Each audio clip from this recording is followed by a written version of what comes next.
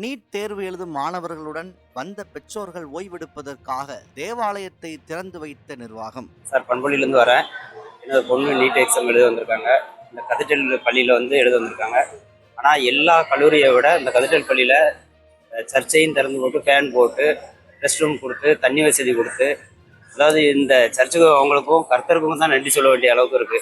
நெல்லை cathedral மேல்நிலைப் பள்ளி தேர்வு மைய 300க்கும் மேற்பட்ட மாணவர்கள் நீட் தேர்வு எழுதும்படிக்கு வந்தனர். காலையில் மாணவர்கள் தேர்வு மையத்துக்குள் பல்வேறு சோதனைகளின் பேரில் அனுமதிக்கப்பட்ட நிலையில் அவர்களது பெற்றோர்கள் கடும் வெயிலில் வெளியில் நின்று கொண்டிருந்தனர். அப்பொழுது அவர்கள் ஓய்வெடுப்பதற்காக அருகிலுள்ள தேவாலயத்தை அதன் நிர்வாகிகள் திறந்து வைத்து அவர்களுக்கு அடிப்படை வசதிகளையும் செய்து வைத்தனர். மின் விசிறிகள், குடிநீர், கழிப்பறை உள்ளிட்ட சகல வசதிகளையும் சாதி மத இன வேறுபாடுகளின்றி கொடுத்தனர். இதனால் ஏராளமான பெற்றோர்கள் கிறிஸ்தவ தேவாலயத்தில் சுமார் 3 மணி நேரத்துக்கும் அதிகமாக அமைதியாக ஓய்வெடுத்தனர். கிறிஸ்தவர்களையும் மனதார பாராட்டினர். மத சார்பற்ற இந்தியாவில் இதுபோன்ற நிகழ்வுகள் நம்மை மெய்சிலிர்க்கச் செய்கிறது.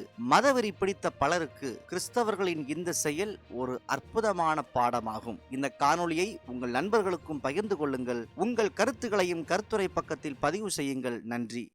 நீட் எக்ஸாமுக்காக சாம்பார் வடகரையிலேருந்து வந்திருக்கோம். ஸ்கூலுக்கு வந்ததுலேருந்து நிறைய பேர் காலையில் பஸ் ஸ்டாண்டில் வெளியில தான் உட்காந்துருந்தோம். இருக்க இடம் இல்லை, வெளியில தான் வெயிலே நின்றுட்டு இருந்தோம் பசங்க எல்லாரும் வச்சுட்டு.